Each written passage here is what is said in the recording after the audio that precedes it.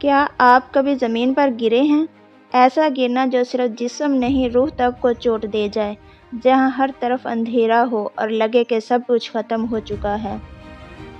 تو سنیے، اگر آپ گر گئے ہیں تو اس کا مطلب آپ لڑ رہے ہیں، کیونکہ گرتے وہی ہیں جو میدان میں ہوتے ہیں، جو کچھ کر گزرنے کی چاہ رکھتے ہیں، جو اپنی منزل کے لیے، اپنے خوابوں کے لیے جنگ لڑ رہے ہوتے ہیں۔ آج کا زمانہ صرف کامیابی دیکھتا ہے، ناکامی کے پیچھے چھپی قربانیاں، محنت اور تھکن یہ کوئی نہیں دیکھتا۔ لیکن سچ یہ ہے کہ ہر کامیاب انسان ایک ناکام کہانی سے گزرا ہے۔ جو کبھی نہیں گرا، اس نے کبھی کچھ کرنے کی کوشش ہی نہیں کی، کیونکہ گرنے کے لیے ضروری ہے کہ آپ چل رہے ہوں، اور جو رک جاتے ہیں وہ تو کبھی گر ہی نہیں سکتے۔ حقیقت پر مبنی ایک مثال۔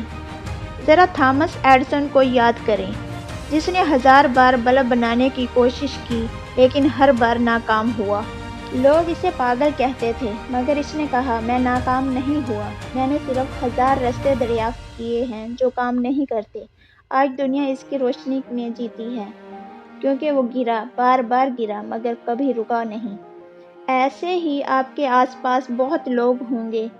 وہ طالب علم جو ایک سال فیل ہوا مگر اگلے سال ٹاپ کر گیا، وہ لڑکا جسے دنیا نے کہا تم کچھ نہیں کر سکتے، مگر آج وہ اپنے خاندان کا فخر بنا ہوا ہے۔ تو پھر آپ کیوں ڈرتے ہیں گرنے سے؟ صرف اس لیے کہ لوگ کیا کہیں گے، یا اس لیے کہ آپ کو لگتا ہے کہ آپ دوبارہ اٹھ نہیں سکیں گے؟ یاد رکھیں، ہر گرنا آپ کے لیے ایک پیغام ہے، ایک نیا سبق، ایک نئی طاقت، ایک نیا حوصلہ ہے۔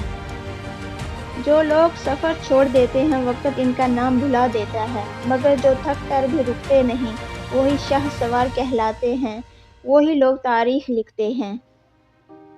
شاہ سوار صرف جیت کر نہیں، گر کر اٹھنے کے انداز سے پہچانے جاتے ہیں۔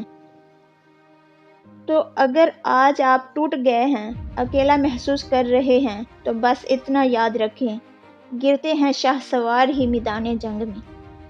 اور جو گرتا ہے وہی اٹھتا ہے، اور جو اٹھتا ہے وہی آگے بڑھتا ہے، اور جو آگے بڑھتا ہے وہی اپنی منزل تک پہنچتا ہے۔